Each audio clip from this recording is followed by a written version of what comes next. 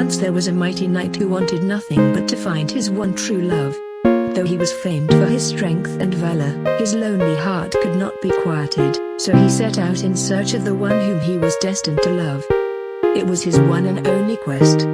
He scoured the remotest villages at the edge of the Alpine and the distant kingdom. He conquered the Farugian desert and the four forests of Prom. He battled hail, snow, and the white heat of the naked sun. Still the promise of his true love burned faithfully inside his heart. One day, he came upon a maiden in a grassy meadow. She was seated pleasantly on a lavender quilt and she wore nothing. Golden braids fell across her breasts like the first few rays of the morning light. Her bare skin glowed like a full moon and her features were soft and delicate as the wind.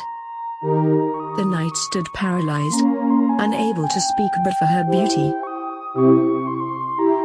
She turned her head to him and said, "My love, you have found me at last. Have you longed for me as I have you? Come to me, for my heart cannot endure another moment without your embrace."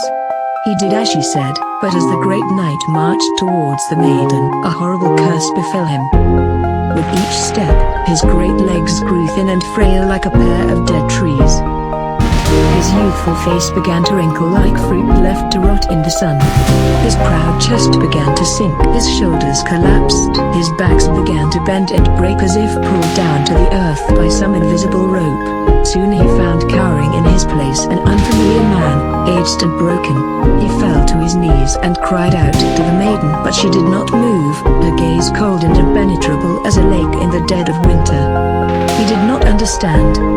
Suddenly, tears of longing and tears of sadness filled the knight's eyes and they poured out of him like a million dreams. With each tear the maiden's silhouette flickered before him like a ghost caught in a storm. He wiped these tears from his eyes and the maiden vanished.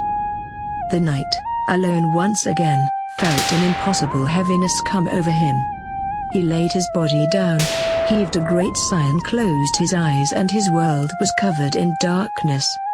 In this darkness he still roams, blind and fumbling, reaching out in vain for a mere flicker of the light he once held in his heart and then lost.